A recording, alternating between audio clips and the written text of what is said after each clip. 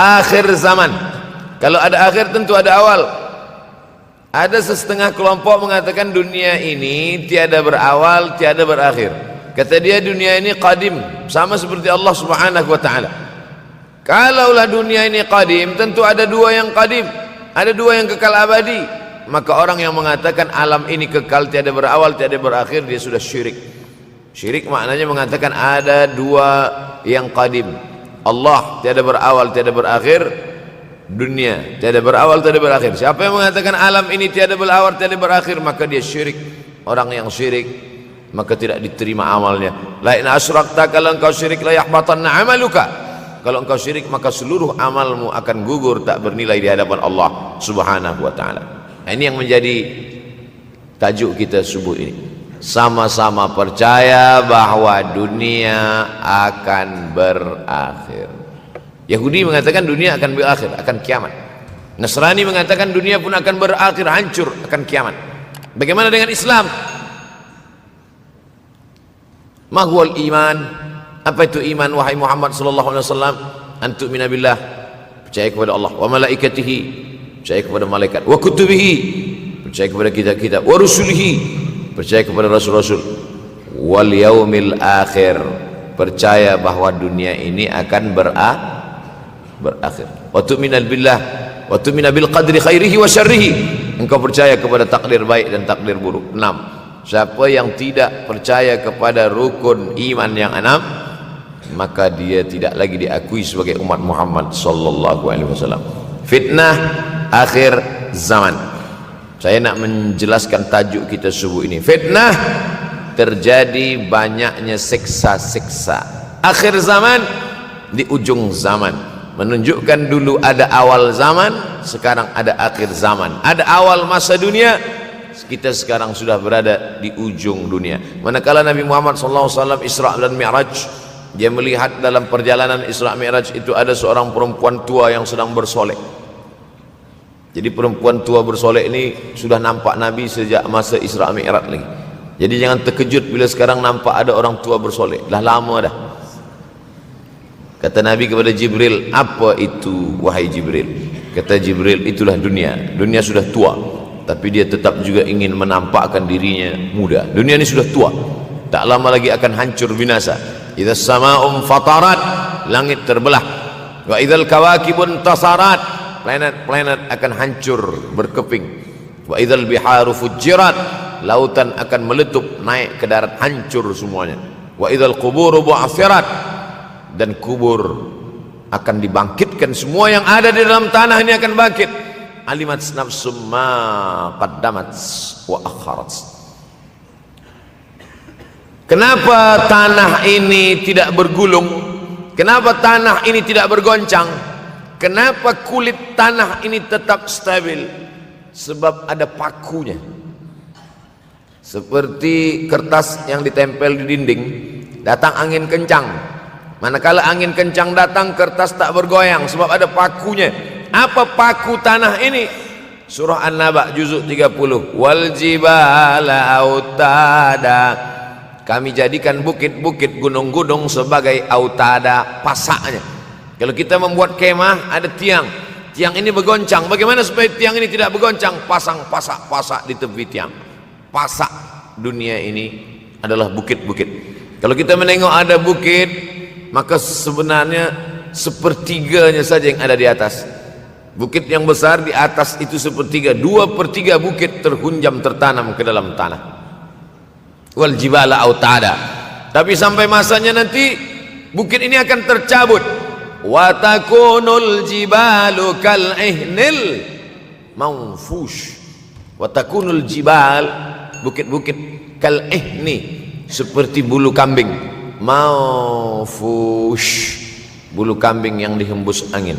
Hebatnya ayat-ayat Al-Quran itu, Allah memilih kata-kata sesuai dengan keadaan. Sembayang malam berat, nak jaga tidur malam berat. Kata berat bangun malam itu mengucapkannya pun berat. Wa minal laili fatahajjad, tahajjad berat. Sebagaimana beratnya jaga tengah malam, begitu Allah pilihkan kata yang berat, tahajjud, berat. Wa takunul jibalu kal'inil manfush. Wa takunul jibal, bukit-bukit, gunung-gunung yang besar, yang berapi, kal jibal, kal ihni, seperti bulu kambing, manfush. Nun berjumpa dengan fa mengeluarkan angin, shin pun menghembuskan angin. Ambil bulu kambing, letakkan di tapak tangan, kal ihnil manfush. Sebagaimana terbangnya bulu kambing dari tapak yang dihembus angin, begitulah gunung-gunung akan tercabut. Kalau gunung-gunung yang besar, gunung yang dari batu, gunung yang berapi, yang mengeluarkan lahar, itu tercabut dari tanah seperti bulu kambing dihembus angin, bagaimana agaknya kita nanti? Tak tahu entah macam mana. Macam butiran debu-debu, macam butiran tepung yang dihembus angin kencang. Wataran nasa sukara, selepas gunung-gunung itu tercabut lalu tanah ini bergoncang, kau lihat manusia macam mabuk. Wataran nasa sukara, kau pandang manusia macam mabuk. Wa mahum bisukara, mereka tidak mabuk. Mereka berjalan bergoncang bukan kerana mabuk, walakin azaballahi syadid, kerana azab Allah itu amat sangat kuat. Oleh sebab itu dianjurkan membaca tafsir juzuk 30. Syekh Muhammad Abduh, tafsir Al-Munir, tafsir Al-Manar yang ditulis oleh muridnya, dia bagi tazkirah saja, dia tak ada menulis, tapi kemudian muridnya Rashid Ridha menulis, itulah dia tafsir Al-Manar. Dia tidak memulai tafsir dari juzuk 1 Al-Baqarah, tapi dia mulakan juzuk 30. Sebab apa? Sebab mengkaji juzuk 30, amma yatasaalun 'anil naba'il 'azim alladhi hum fi mukhtalifun kalla saya'lamun, bercerita tentang hari kiamat. Orang kalau sudah bercerita tentang hari kiamat, datang rasa takut, datang rasa cemas, datang rasa khawatir, kita akan mati, dunia akan binasa, apa yang akan kita bawa? Selepas dia mengkaji juzuk 30, datanglah semangatnya, khusyuklah dia solat, datang semangatnya beribadah, datang hilang rasa cinta harta, dia akan berwakaf, berinfak, bersedekah. Maka fitnah akhir zaman ini perlu dikaji selalu supaya kita mendatangkan khusyuk dalam hati, takut dalam hati, ridha menerima keputusan Allah Subhanahu wa taala. Fitnah akhir zaman. Hadis yang saya pilih diambil dari kitab Sahih Al-Bukhari. Abu Hurairah, Nabi memanggil dia, ya Abahir, wahai bapak kucing. Ya Abahir, wahai engkau orang yang selalu membawa kucing, hatinya lembut, tak sampai hati dia menengok ada kucing tak makan, dia bagi makan. Abu Hurairah radhiyallahu anhu. Apa kata Abu Hurairah radhiyallahu anhu? Aku mendengar Nabi sallallahu alaihi wasallam bersabda, di antara tanda-tanda dekatnya hari kiamat itu adalah, dalam hadis ini ada 5. Yang pertama, yataqarabuz zaman. Zaman, masa, waktu makin pendek, makin singkat, makin tak terasa. Dulu nampak budak-budak, sekarang sudah jadi mak budak-budak. Dulu nampaknya lama zaman masa ni, sekarang cepat saja. Dari pagi ke petang, petang ke pagi, pagi ke petang, petang ke pagi. Bahkan sekarang ada pula orang yang tak tahu petang, tak tahu pagi, pagi tidur, petang tidur. Tak terasa saya ini sudah 8 kali datang ke Kuala Lumpur. Awal-awal sekali 2014, 2015, 16, 17, 18, 19, 20, sudah kali yang ke-7. Saya datang setahun sekali saja, setiap bulan Februari. Bulan Februari datang, rupanya dah yang ke-7 kali bulan Februari. Ini saya bagi tahu supaya kita semua faham. Saya datang bulan Februari, supaya tak datang balik, datang balik, datang balik, datang balik. Sekali datang dari tarikh 2 hingga 9, pusing, pusing, pusing, pusing, balik. Rupanya sudah kali ke-7, ke-8 kali datang menyampaikan tazkirah. Tak terasa. Dulu saya datang kemari belajar di UKM tahun 2003. Sekarang sudah 2020, 17 tahun. Tak terasa. Yataqarabuz zaman. Tanda-tanda kiamat, fitnah akhir zaman sudah dekat adalah yataqarabuz zaman, kata Nabi SAW. Waktu tak terasa. Tak terasa. Tak terasa dah engkau dah datang aja. Tak terasa waktu begitu cepat, engkau sudah datang saja nak menagih hutang.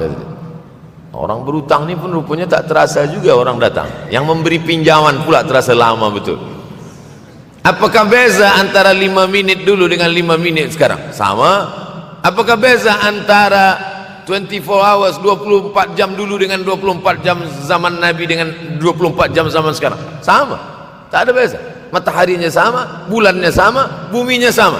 Yang berkeliling mengelilingi matahari sama.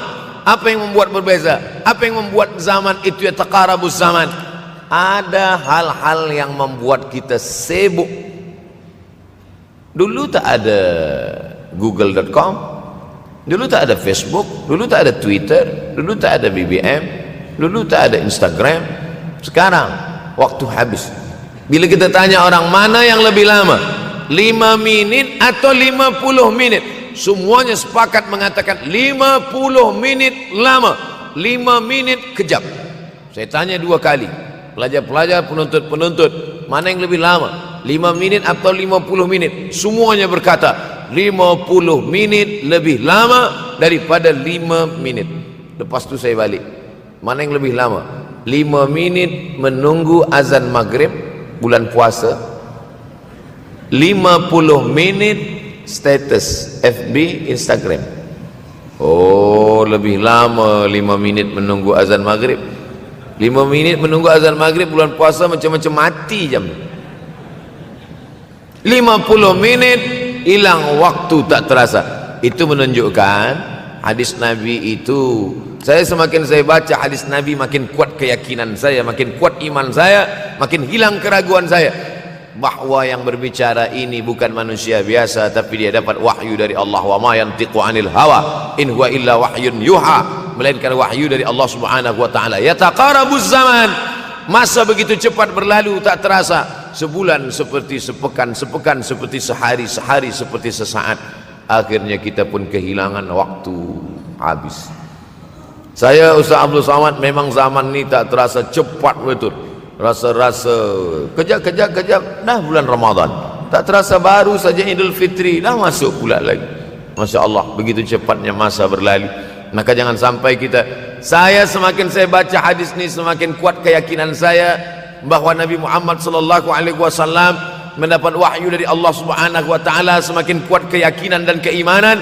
Kenapa? Seandainya Nabi berkata zaman nanti di akhir zaman itu semakin cepat, semakin dekat, semakin berlalu tak terasa, tapi kemudian zaman yang kita lalui tak sama seperti yang dikatakan Nabi. Mungkin datang juga keraguan dalam hati, betulkah ini?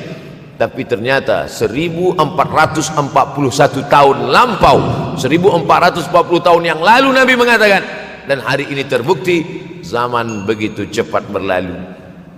Masya Allah, tabarakallah. Hari inilah ditemukan internet, hari ini datang television, hari ini datang WhatsApp, hari ini datang yang melalaikan kita daripada Allah Subhanahu wa taala.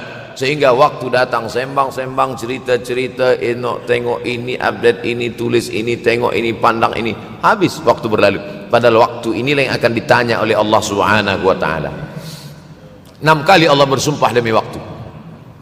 Terbit fajar, wal fajri wa layalin ashr, masuk waktu subuh. Was subhi idza tanaffas, masuk waktu duha. Wad duha wal laili idza saja, masuk waktu siang. Wan nahari idza tajalla, masuk waktu asar. Wal asri innal insana lafi khusr, masuk waktu malam. 2 kali Allah bersumpah demi waktu malam. Wal laili idza saja wal laili idza yaghsha. Kenapa hadis ini yang Ustaz bahaskan? Kami nak mendengar hadis tentang Dajjal dah lahir atau belum? Dajjal dah hadir. Mana bukti Dajjal dah hadir? Kurma bisan tidak lagi berbuah. Bila kurma bisan tidak berbuah, Dajjal dah nak datang. Kurma bisan sekarang sudah berkurang, tak berbuah. Lalu kemudian apa lagi? Ain Zughar, mata air dari Ain Zughar sudah kering. Sudah kering. Oleh sebab itu, tapi manakala dulu datang Habib Umar bin Hafiz, saya hadir majelis itu, adalah seorang bertanya, Habib, ya, Imam Mahdi dah lahir atau belum? Saya tengok, Habib menjawab, Sepertinya dia macam tak suka pertanyaan. Kata dia, kita tak perlu mencari-cari dia dah lahir atau belum, kampung dia di mana, dia lahir di hospital mana, dia tak perlu. Yang perlu kita siapkan adalah iman dan takwa pengetahuan kita, supaya kita jangan sampai terkecoh, supaya kita boleh membezakan mana hak, mana batil, mana betul, mana salah, mana lurus, mana bengkok, mana hitam, mana putih.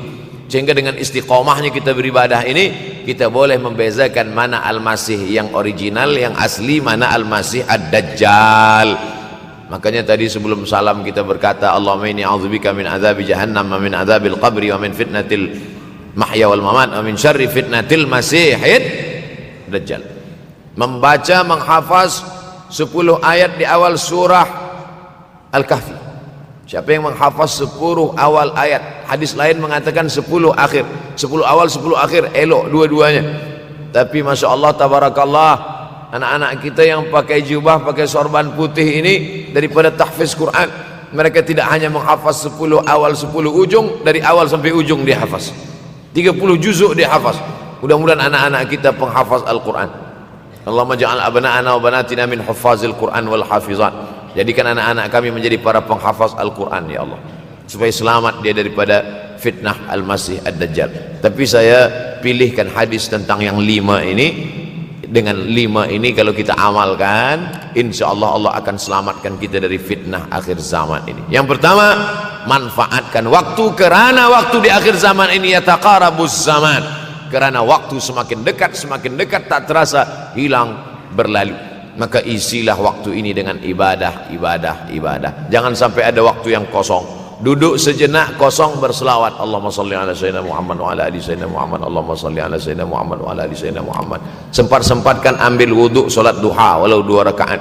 Sempat-sempatkan sebelum tidur malam solat witir 3 rakaat, supaya tidur kita sentiasa dalam wuduk dan kita sempat solat witir. Andai mati kita malam itu, insyaallah mati dalam keadaan husnul khatimah. Usolli sunnatal witri 3 rakaatin lillahi ta'ala. Nanti malam jaga tidak witir lagi, hanya tahajud saja. Sempat-sempatkan solat tahajud. Elok amat sangat baik solat wuduk 2 rakaat. Usolli sunnatal wuduk rakaataini lillahi ta'ala. Selepas solat wuduk solat sunat taubat. Usolli sunnatat taubat rakaataini lillahi ta'ala. Selepas solat sunat taubat solat sunat hajat. Usolli sunnatal hajat. Selepas itu barulah solat sunat tahajud 8 rakaat. Nak tambah lagi 10, 12, 14 elok, tak salah, karena dia tiada batasan. Adakah sahabat Nabi yang melakukan ini? Ada. Qatadah bin Nu'man dari selepas Isya sampai azan subuh. Imam Ahmad bin Ambal dari selepas Isya sampai azan subuh. Bahkan mereka mengkhatamkan Al-Quran dalam tahajud mereka. Maka bahkan ada imam yang disebut dengan As-Sajjad, kerana banyak sujud kepada Allah subhanahu wa ta'ala. Kerana akhir zaman ini godaan begitu besar. Dulu orang tengah malam tahajud, jam 2 malam, jam 3 malam dia bangun, kerana dia membaca hadis sab'atun yudhilluhumullah, ada 7 golongan yang mendapatkan naungan Allah, yauma la dhilla illa dhilluh, hari itu tak ada naungan kecuali naungan Allah. Rajulun, ada seseorang, zakarallah, dia berzikir mengingat Allah, khalian, di tengah malam tak ada manusia, fafadat ainahu, menetes air matanya. Maka yang pertama ini, jangan sampai kita kehilangan waktu, kerana waktu, al-waktu kasaif, waktu ini seperti pedang, illam taqta'hu qata'aka, kalau tidak kau patahkan dia. Kalau kau dapat pedang, patahkan, sebab kalau tidak kau patahkan, dia yang akan memotong engkau, mematahkan tulang-tulang engkau. Waktu ini kalau tidak kita manfaatkan, kita akan ditanya tentang waktu, kemana saja waktu yang sudah kau pakai. Inna sam'a, pendengaran, wal basar, penglihatan, wal fuad, hati, kullu ulaika kana anhu mas'ula, semua akan disoal, semua akan diminta tanggungjawab di hadapan Allah. Kemana waktu yang sudah aku bagi dulu engkau pakai? Yang pertama nanti ditanya, la tazulu qadama 'abdin yaumal qiyamah, kaki anak Adam tidak akan bergeser, tidak akan beralih dari tempat tegaknya pada hari kiamat, hatta yus'al, sampai dia disoal, sampai dia ditanya. La tus'alunna yauma idzin 'anin na'im. Banyak yang akan ditanya nanti, tapi Nabi bagi tahu di antara yang akan ditanya dari sekian banyak nikmat itu 4. Yang pertama, an umrihi fima afnah, umur kemana engkau habiskan? Hari ini ada anak-anak muda belia umurnya 17 tahun. 17 tahun habis menghafaz Al-Quran. 17 tahun habis iktikaf dalam masjid, 17 tahun habis berzikir, berjubah, bersorban, mengabdikan ilmu, berkhidmat kepada ulama. 17 tahun habis. Tapi ada pula yang dibalik, 71 tahun habis. Rumah, office, kopi, rumah, office, kopi, rumah, office, kopi, batuk, mati, habis. Apa yang dapat kita bawa menghadap Allah SWT? Yang pertama, yataqarabuz zaman. Yang kedua adalah wa yanqusul ilmu. Ilmu semakin berkurang. Kalau sudah ilmu berkurang, apa yang bertambah? Jahil. Kalau ilmu bertambah, jahil berkurang. Kalau ilmu berkurang, jahil bertambah. Mana ada orang jahil cakapnya didengar orang? Saya dulu awal-awal membaca hadis ini, wa yanqusul ilmu. Ilmu berkurang, jahil bertambah. Rasanya tak mungkin, tak logik, tak masuk akal. Mana ada orang tak berilmu cakap dia didengar? Sekarang baru saya faham. Dulu orang tak berilmu ditinggalkan orang. Sekarang orang tak berilmu asal dia pandai berbicara, dia akan didengar orang. Bahkan orang jahil pula punya channel. Apa namanya? Jahil.com. Orang jahil punya channel.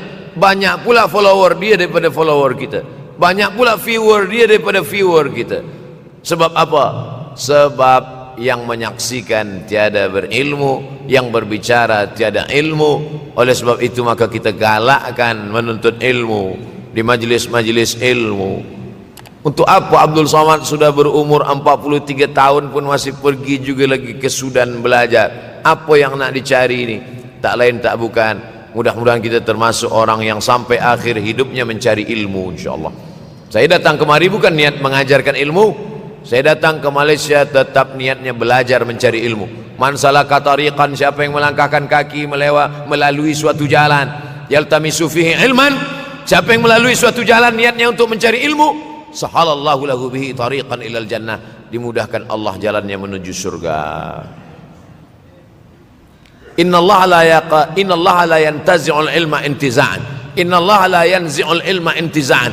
Allah kalau mencabut ilmu, bukan macam mencabut pokok kayu dari tanah. La yantazi'ul ilma intiza'an. Allah tidak mencabut ilmu macam mencabut pokok kayu dari tanah hingga ke akarnya, tidak. Lalu bagaimana ilmu ini dicabut?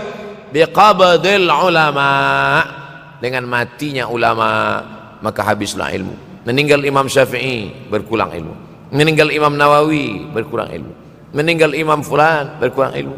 Maka yang hadir adalah al-juhala. Yang lebih menakutkan lagi adalah al-juhala bi thawbil ulama, orang jahil dengan pakaian ulama. Abdul Somad tidak mengatakan dirinya ulama. Saya selalunya membacakan ayat Quran, membacakan hadis Nabi, menyampaikan fatwa ulama. Tak pernah saya berceramah, bertausiah. Menurut saya, siapa saya? Siapa kita? Syafi'i manusia, saya manusia. Syafi'i boleh berfatwa, saya juga boleh berfatwa. Imam Syafi'i berfatwa Al-Quran 30 juzuk dalam kepala dia. Kita juzuk 30 pun kadang-kadang hilang. Imam Syafi'i balik dari masjid ke rumah, dia tutup telinga. Datang orang bertanya, Syafi'i, ya, kenapa engkau tutup telinga? Sebab bila aku dengar dari masjid ke rumah, semua yang aku dengar masuk tu semua aku ingat. Aku takut dia ingat di dalam, maka aku tutup. Kita yang saya sampaikan tadi pun tak ingat. Oh, ustaz mengejek kami, enggak. Jangankan yang mendengarkan, yang bercakap pun tak ingat. Nasib baik datang orang Jepun mengingatkan kita. Nah, ini nama dia Sony. Manusia ini lupa. Oleh sebab itu maka yang kedua akhir zaman, wa yanqusul ilmu, ilmu makin kurang. Maka bersyukur anak-anak yang dimasukkan ke rumah tahfiz. Kalau ada rumah tahfiz di kampung biasa, kalau ada rumah tahfiz di desa, dusun biasa, tapi ada tahfiz di tengah kota besar Kuala Lumpur, masih ada lagi rumah tahfiz Quran. Siapa yang mewakafkan rumah tahfiz? Siapa yang memberikan beras? Siapa yang memberikan duit? Siapa yang memberikan belanja? Siapa yang mengirimkan ustaz? Masya Allah, tabarakallah. Maka ini semua mudah-mudahan kita istiqamah semuanya insyaAllah. Supaya apa? Supaya lahirlah anak-anak kita yang alim, berilmu. Karena ini makin banyak orang jahil. Alftau bi ghairi ilmin, memberikan tazkirah, fatwa tanpa ilmu, dhalla wa adalla, dhallu wa adallu, sesat, menyesatkan. Kalau setakat sesat saja, ini sudahlah sesat, menyesatkan. Na'udzubillah. Masuk yang ketiga. Yang ketiga adalah wa yanqusul ilmu, setelah habisnya ilmu-ilmu ini semua dicabut oleh Allah Subhanahu wa taala, lalu kemudian setelah ilmu dicabut Allah Subhanahu wa taala, wa yulqas syuh, wa may yuqashuh, sin dengan hak kecil, wa may yuqashuh nafsihi fa ulaika humul muflihun. Siapa yang selamat daripada sifat syuh, itulah orang yang beruntung. Hayya 'alal falah, mari kita menuju keberuntungan, kemenangan. Siapa orang yang menang? Selamat daripada sifat syuh. Ada orang menerjemahkan syuh ini pelit, bakhil. Bakhil ada yang lebih parah daripada bakhil. Syuh. Bakhil ini, bakhil tidak ingin memberikan uangnya untuk orang lain. Itu bakhil. Dia ada uang 10 ringgit, uang itu hanya dia makan saja, dia tak mau walaupun setengah sen kepada orang lain. Itu namanya bakhil. Kalau syuh ini, duit dia simpan, duit orang pula dia makan. Nah, itu syuh. Jadi lebih parah lagi. Oleh sebab itu, kalau sudah ilmu ini dicabut, orang menjadi jahil, maka datang penyakit syuh yang ketiga. Apa itu syuh? Hubbud dunya, hubbul mal, wa tuhibbul mala hubban jamma. Engkau sayang kepada harta, amat sangat sayang. Dia pegang semuanya sampai tak meleleh, tak menetes walaupun satu tetes. Akhirnya mereka inilah pendusta-pendusta agama. Ara'aital ladzi yukadzibu biddin, tahukah kamu siapa itu yang mendustakan agama? Fadzalikal ladzi yad'ul yatim, mereka itu yang membiarkan anak yatim. Wala yahuddu ala ta'amil miskin, dia tidak mempedulikan makanan orang miskin. Sebab apa? Bukan sebab tak ada harta, sebab syuh. Kenapa syuh?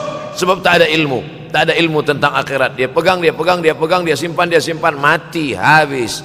Yang dia bawa hanyalah 1, 2, 3 helai kain kafan saja.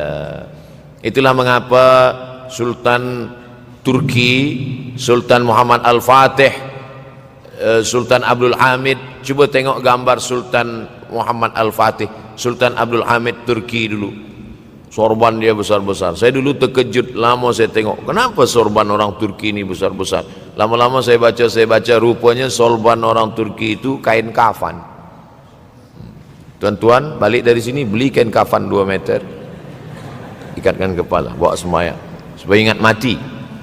Bolehkah menyiapkan kain kafan? Baca kitab Tambihul Mughtarrin, peringatan bagi orang-orang yang tertipu. Di situ ditunjukkan banyak ulama, bahkan mereka menggali tanah di dalam rumahnya, malam-malam dia tahajud, selepas tahajud dia duduk di dalam tanah itu supaya terasa bagaimana rasanya mati. Gali tanah 2 meter, masuk ke dalam. Tapi kalau nak buat itu kita saja dengan Allah. Jangan pula, banyak juga orang sekarang udah gali tanah masuk ke dalam, streaming pula. Hai guys, nak rasakan mata, mana boleh terasa. Kita saja masuk ke dalam, rasakan macam mana rasa. Sebab kalau cakap saja, marilah kita ingat mati, takutlah kita pada mati, kita tak tahu bagaimana rasa mati.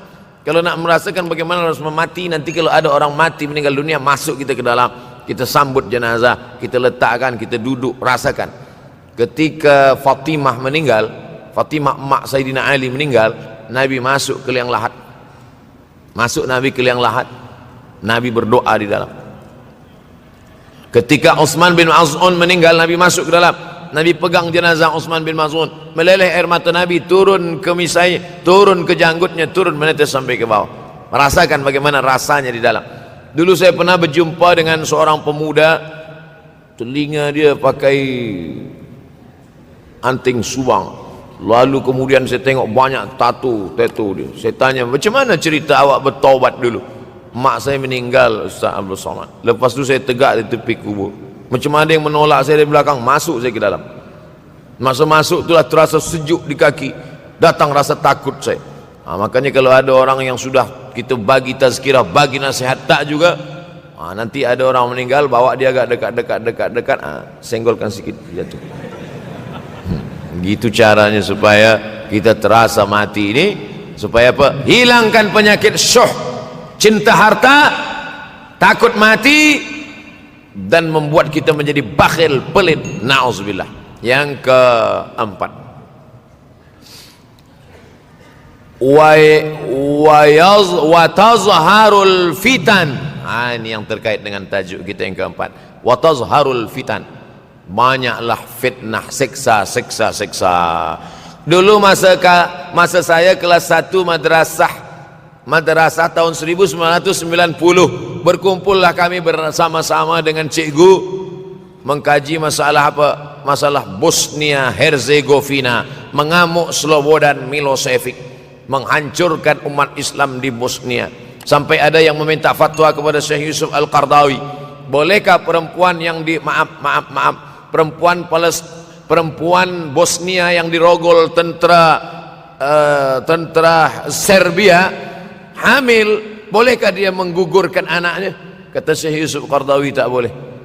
Maka dia biarkan saja anak itu lahir dan dia tidak dianggap berdosa, karena ini sudah takdir Allah SWT. Bagaimana mereka dibunuh?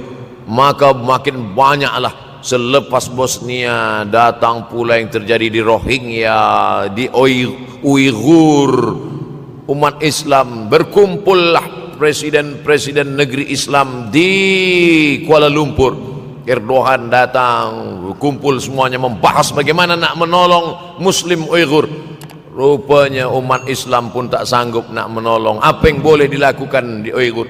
Berdoalah umat Islam. Rupanya Allah kalau mau menolong mudah saja Allah menolong. Tidak datang rudal skat, tidak datang tentera, tidak datang senjata, cukup datang corona, selesai. Allah Subhanahu wa taala, wa makaru wa makarallah. Mereka membuat tipu daya, Allah balas dengan tipu daya yang lain. In tansurullah, kalau kau tolong, ittaqu da'watal mazlum, takutlah kamu terhadap doa orang-orang yang teraniaya. Fa innahu laisa bainahu wa bainallahi hijab, karena di antara dia dengan Allah tak ada hijab sama sekali. Wa yakthurul wa tazharul fitan, banyaklah fitnah. Yang terakhir, yang kelima, wa yakthurul haraj. Wa yakthurul haraj, banyak terjadi haraj, kata Nabi. Sahabat pun bertanya, ya Rasulullah, wa mal haraj? Apa haraj itu ya Rasulullah?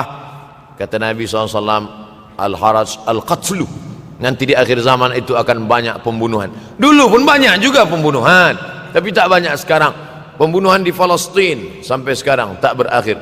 Pembunuhan Rohingya tak berakhir. Pembunuhan di Uighur, pembunuhan. Dulu imam-imam masjid, imam salat tarawih dulu di Masjidil Haram, Allahumma ansuril Islam wal muslimina fi Palestin. Dulu satu aja. Selepas itu bertambah, Allahumma ansuril Islam wal muslimina fi Palestin wa Suriah. Selepas itu bertambah lagi, Allahumma ansuril Islam wal muslimina fi Palestin wa Suriah wal Yaman. Selepas itu bertambah wa Uighur wa, akhirnya wa fi kulli makan. Semakin bertambah. Oleh sebab itu maka ini di antara fitnah akhir zaman. Man lam yahtam bi amril muslimin falaysa minhum.